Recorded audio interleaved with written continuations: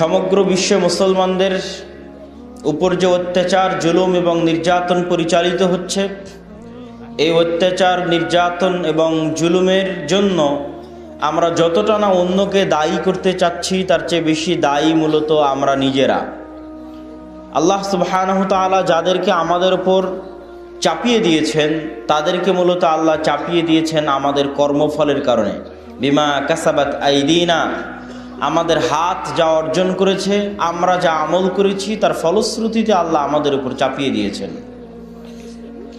এবং মুসলমানদের উপর চলমান এই অব্যাহত জুলুম, অত্যাচার, নির্যাতনের যে স্টিম রোলার, এটার পিছনে যে সমস্ত কারণ উল্লেখযোগ্য, তন্মধ্যে অন্যতম উল্লেখযোগ্য কারণ হচ্ছে শিক্ষা থেকে মুসলমানদের দূরে চলে যাওয়া। অথচ এই দিন শিক্ষার দিন, এই দিন জ্ঞানের দিন। রাসূলুল্লাহ সাল্লাল্লাহু আলাইহি ওয়াসাল্লাম জাহেলি যুগে প্রেরিত হয়েছিলেন। জাহাল শব্দের অর্থ হচ্ছে মূর্খ, জাহেল শব্দের অর্থ হচ্ছে অজ্ঞ, জাহেলিয়াত মানে হচ্ছে মূর্খতা, অজ্ঞতা। তাহলে জাহেলিয়াতের যুগে আল্লাহর নবী প্রেরিত হয়েছিলেন, মানে অজ্ঞতার যুগে প্রেরিত হয়েছিলেন, মূর্খতার যুগে প্রেরিত হয়েছিলেন। আর রাসূল সাল্লাল্লাহু আলাইহি ওয়াসাল্লাম জাহেলিয়াত তথা অজ্ঞতা ও মূর্খতার অন্ধকার যুগে প্রেরিত হয়ে সেই অজ্ঞতা এবং মূর্খতার অন্ধকার দূর করেছিলেন ইসলামের আলো দিয়ে, তথা ইসলামের অপর নাম হচ্ছে জ্ঞান। এই জন্য পুরো ইসলামটা জ্ঞানের উপর নির্ভরশীল। রাসূলুল্লাহ সাল্লাল্লাহু আলাইহি ওয়াসাল্লাম বলেছেন, ইন্নাল উলামা ওয়ারাসাতুল আম্বিয়া লা ইউরিসুনা দিনারান ওয়ালা দিরহাম বাল ইউরিসুনাল ইলম।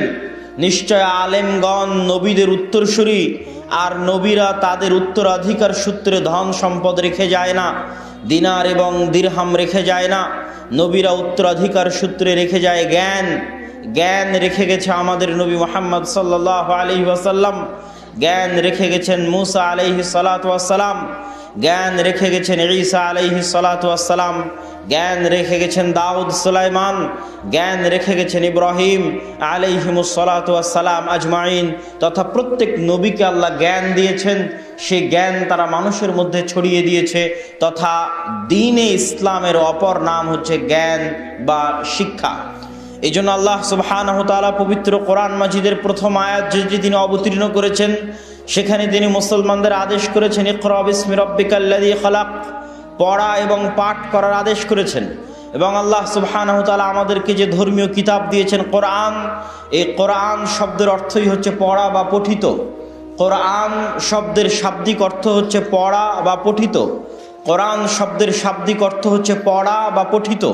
তথা যেই কিতাব সর্বাধিকবার পাঠ করা হয়, বারবার পড়া হয়, বারবার তেলাওয়াত করা হয়, সেই কিতাবকে আরবি পরিভাষায় গ্রামারের